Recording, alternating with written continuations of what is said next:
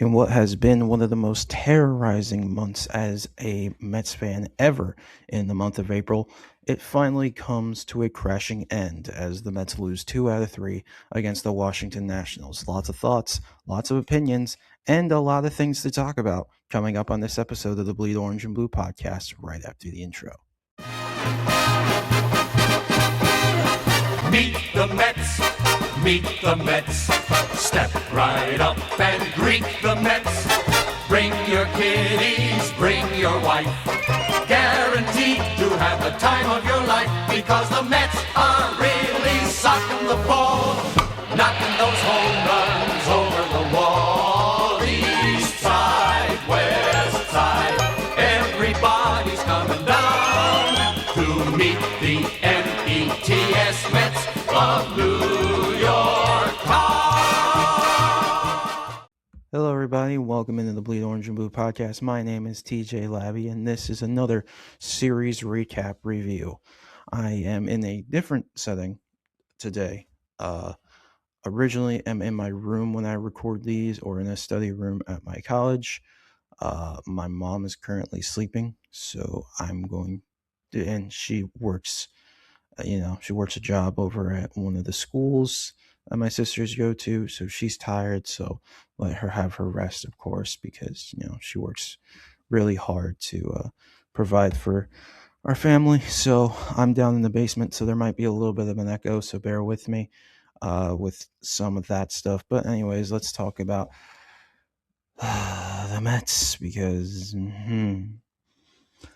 it gets worse. It gets worse and worse, man. It's all it does. As I was saying before I got rudely interrupted by the damn chair, it's just been getting worse and worse. Just haven't been able to find any sort of anything, really. They seem to have one good game and then they just fall right off a cliff. What do I mean? Well, let's get into the 3 games that was between the New York Mets and the Washington Nationals. They would win game 1. I know, shocking, right? They won a baseball game. I'm so stunned. And they won convincingly. They won 8-0 against the Nationals in game 1 of this series. Clay Holmes would get the win. He has been one of the best pitchers for this Mets staff this season. He is 3-2 with a 1.75 ERA. And Zach Littell would get the loss for the Nationals. He would go down to 0-4 with a 7.85 ERA. The pitching, like I said, Clay Holmes was great. 6 innings, only gave up 3 hits. Walk and 6 strikeouts. Tobias Myers also been great. 2 innings of scoreless work, 2 strikeouts and a walk. And Kimbrel coming out to close the game, getting 3 strikeouts, striking out the side, looking like his old self. It was a great day for the pitching staff. For the hitting, it was even better for the hitting too. Like I said, an all-around good game for the Mets. Shocking, I know, right? But I must specify this, that this did not last very long, so bear with me. Bichette, he went 1 for 2 with 2 RBIs and a walk and a run scored. Juan Soto went 1 for 4 with 2 RBIs and a run scored. Alvarez 0 for 4. MJ Melendez 1 for 3. Tyrone Taylor pinch hit for him. He went 0 for 1. Mark Vientos went 0 for 2 with a run scored, 2 walks and 2 strikeouts. Brett Beatty 0 for 3 with a run scored and a walk. Marcus Semien 0 for 3 with a run scored, an RBI, and a walk. Carson Bench went 2 for 4 with a run scored and 2 RBIs. And Ronnie Mauricio went 1 for 4 with a run scored and a strikeout. The Mets would go 1 for 4 with runners in scoring position and leave 4 runners left on base. Kind of because they scored a good amount of the runners that they had in scoring position regardless. They would only strike out 3 times in this game. They looked really good, as I said. And all the scoring came from them. Bichette with a solo home run in the bottom of the first off the first pitch he saw. Marcus Semien reached on a fielder's choice. Thank God Jorbit Vivas doesn't know how to play his position, and we were able to get a rally going. That would make it 3-0 early. One of those RBIs would go to Semien. The other one would be off a fielding error. Carson Bench with a 2-run single made it 5-0.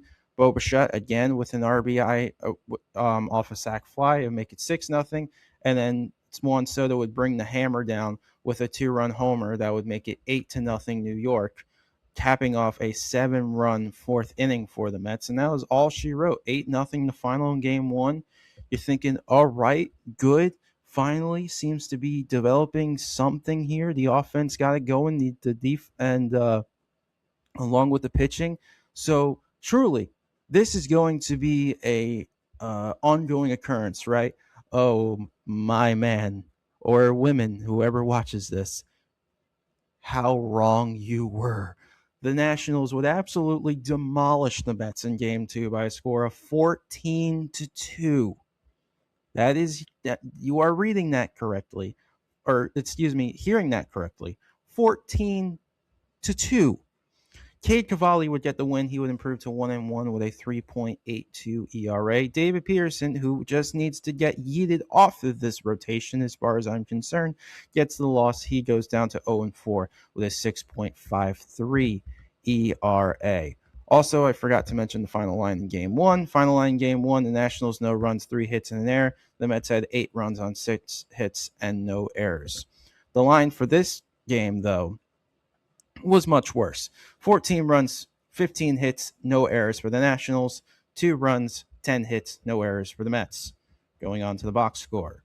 David Peterson was abysmal yet again because he has been abysmal in mostly every start he's had this season, other than maybe one of them.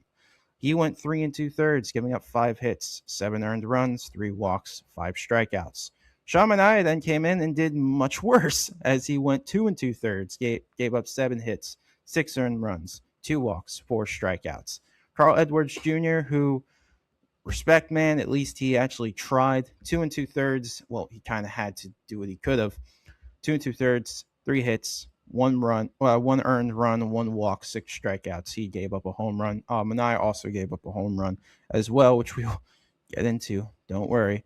The Mets went 1 for 8 with runners in scoring position and left 9 men on base because the offense was abysmal too.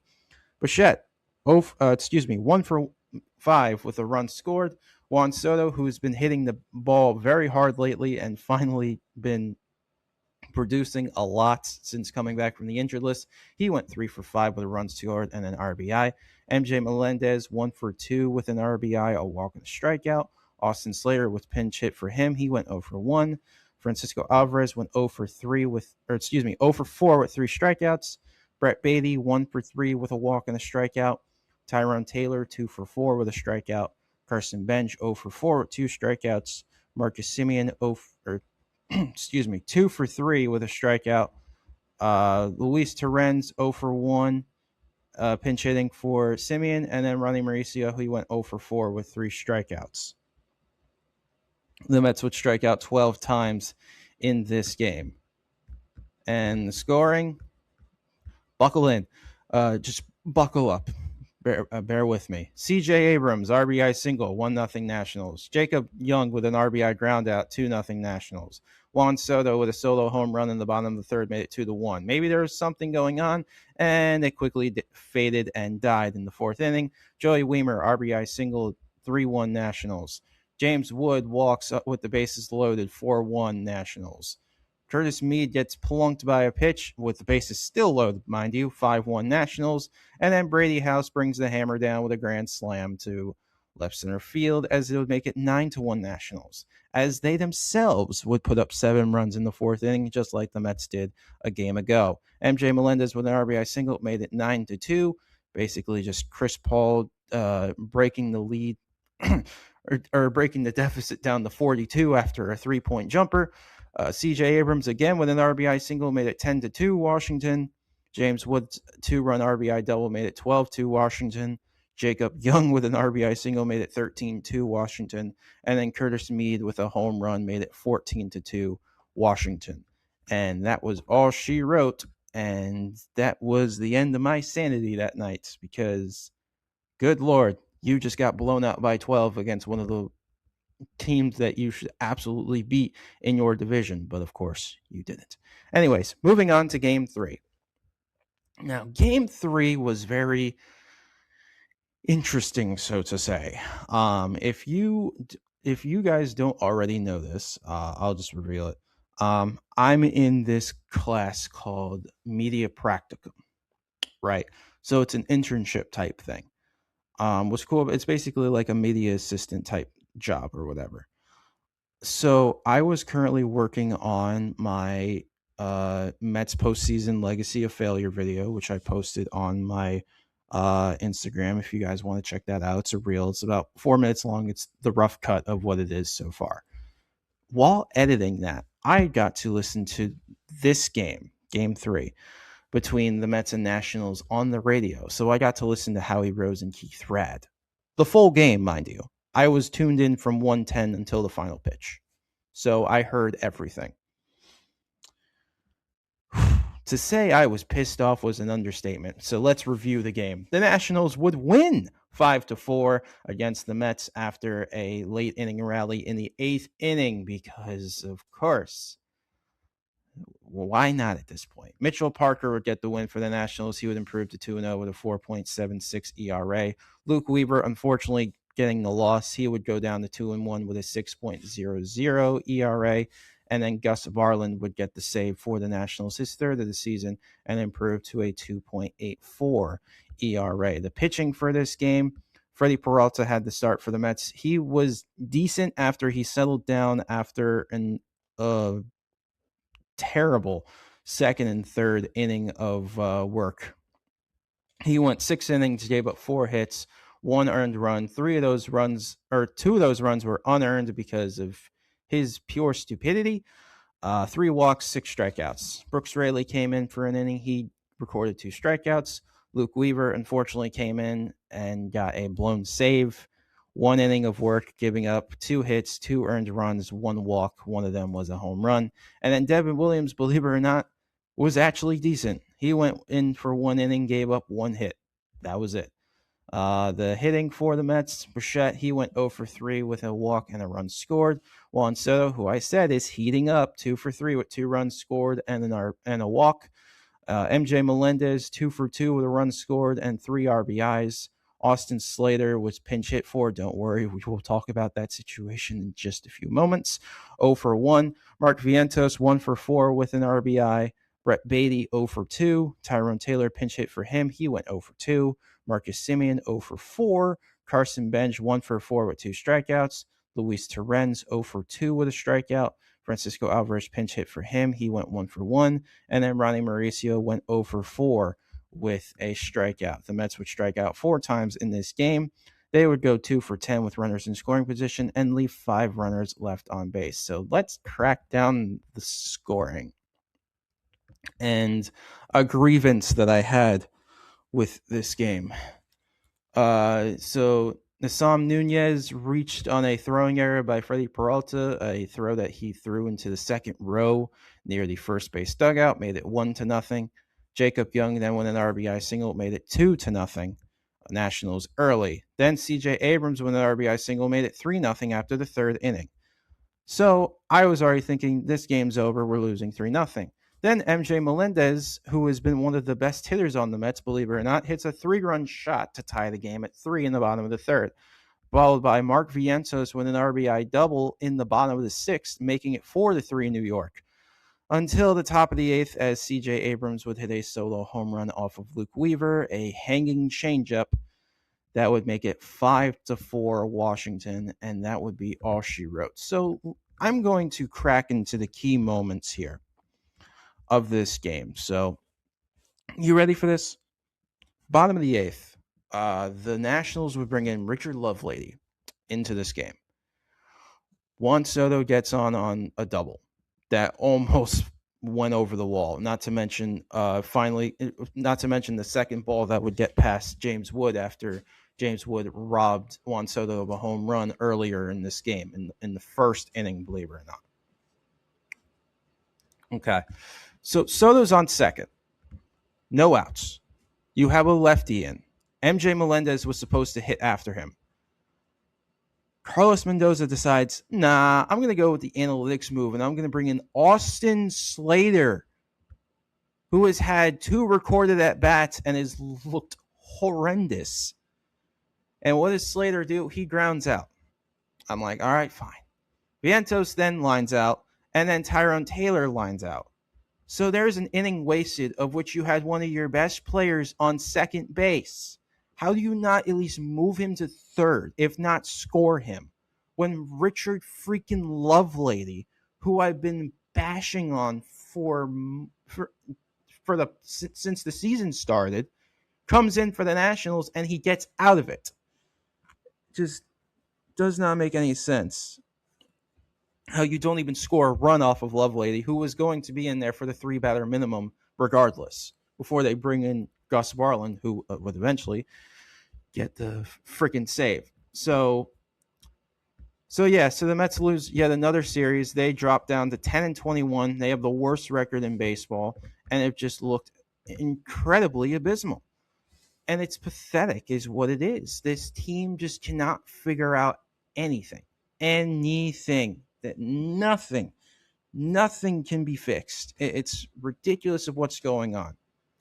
So the reason I didn't record this until now, I was going to record earlier. My fault, because I was oblivious. I was doom scrolling on Instagram. I'm just going to be flat out straight honest with all of you. So I'm recording this now, but I'm kind of glad that I didn't record this till now, because a lot of news recently came out. The Mets are not getting rid of Carlos Mendoza, and so how do I want to address this? I would like to flat out say I don't hate Carlos Mendoza. I think he makes brain dead moves. Be totally friggin' honest with you. The talking about the move with pinch hitting for Austin Slater instead of leaving MJ Melendez in yesterday in the 8th inning, when he already had a 3-run homer in the game and he didn't strike out or nothing. He was already 2 for 2. It made no sense of getting Austin Slater to pinch hit for him. Carlos Mendoza is the scapegoat in all of this. Then this whole organizational mess. Because this whole season and this whole team has been an absolute and utter failure since the start of it. You have guys like Kodai Senga, who should not be pitching at a major league level. You have guys like Sean Manaea, who should not be pitching at a major league level. You have guys like David Peterson, who should not be pitching at a major league level. And then, not to mention, Ronnie Mauricio went 1 for 24 since being called back up from AAA. That is horrible. That is terrible. So there's people here that shouldn't be playing. There's people here that shouldn't even be on the roster.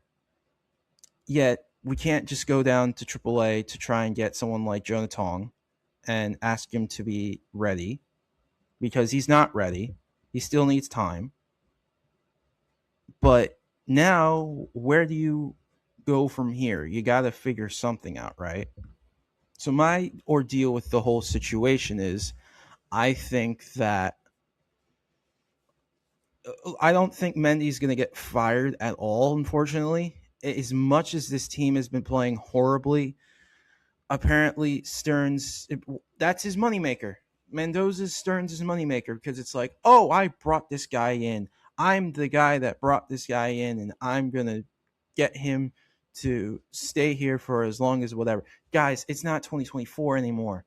It's not like some rabbit is going to be pulled out of somewhere and we're going to figure it out. This team is garbage. It's no sugarcoating about it. This team is absolute utter trash, and it's not going to the postseason anytime soon. The guys that you brought here are terrible. Luis Robert Jr. has been deplorable since coming here. He looked good in the first 2 games and maybe throughout maybe the first 2 series of the season, but now he's on the injured list yet again, because the guy can never stay healthy, and he wasn't that good to begin with anyway. Francisco Lindor is on the shelf on the IL with an injury, and he's going to be out for at least a good amount of time, so that doesn't help. Which also, in that case, just move Bo Bichette to short at this point. Like that's his primary position. Lindor's out. Just put Bichette at shortstop at this point. Anyways, doesn't help that the pitching's garbage. Other than obviously Nolan McClain, Clay Holmes, and Freddie Peralta. Um, the bullpen's not the greatest. I mean, I know Devin has looked better out of his 2 appearances that he's had, but are we really going to be secure with him coming in a closing spot if, say, the Mets even have a lead again? And just all the organizational issues. Steve Cohen caring more about his casino than he does about his team. David Stearns thinking that he's a boy genius and that he can fix anything that's thrown at him. It does not fix anything. Last I checked, apparently Starling Marte is hitting 300 over at the Kansas City Royals right now, because of course he is. Nimmo's unfortunately injured. He's on the IL, unfortunately, after right hamstring tightness, after getting injured in the game against the Yankees. And then Pete, it still boggles my mind how this team did not offer Pete Alonso even a contract or an offer or anything of that sort. I think it's even worse with all this stuff now coming out that the New York Post posted about with interviewing Alonso, that he desperately wanted to be teammates with Nimmo again. And then the whole ordeal happened, and they got undecided of whether they even wanted to come back to New York, which I don't blame them. Who would want to come here at this point? Who would want to play for this team? The team that has so many organizational issues that it's not even funny. A poorly constructed roster. A team that is not going to sniff the postseason or heck even make it somewhere near the top of this division. It's a pipe dream. And it's so out of proportion, and it's not going to happen. But anyways, I have to. There's a quote that recently came out. Luke Weaver, one of our pitchers, one of our relief pitchers, he got asked, or he was talking to the media yesterday, and he was asked what he thought of losing, and like all this stuff. So he said. So this is what the article first reads. Luke Weaver thinks losing is weighing on the Mets and New York is being suffocated by its poor play, which they are. They absolutely are. His quote is very interesting to me. He said this, okay? At the end of the day, this pursuit of perfection is just an ultimate pressurized failure mindset. Everybody wants to be the hero because we care and we want to win really, really bad. And I just don't think success lives in that realm. It just truly doesn't. And I think the freedom of which we play day to day is just kind of being suffocated a little bit.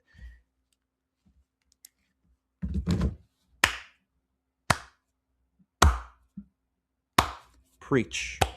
Preach. I agree 100% with Luke Weaver. I absolutely 100% agree with Luke Weaver.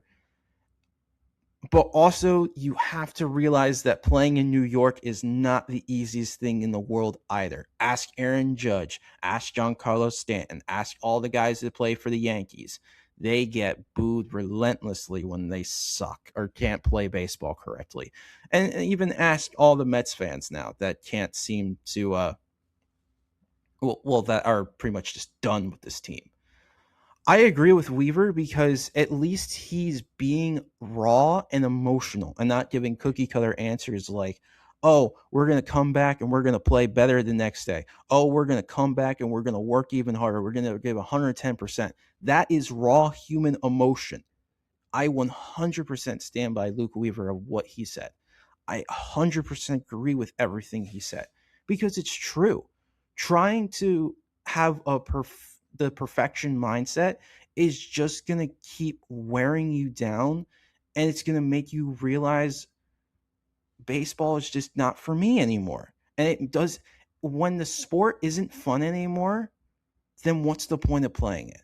So I 100% agree with Luke Weaver and all of that. And I hope that maybe resonates in the clubhouse. This game is supposed to be fun. I know you have all these critics, and rightfully so, you have all these critics that including myself, who is a critic, with this podcast and stuff, that say, you're not good and you're not playing great baseball. It's just the facts. And sometimes you got to live with the facts and you got to make improvements. And I feel like teaching yourself why you wanted to play this game in the first place is definitely a stepping stone into helping you.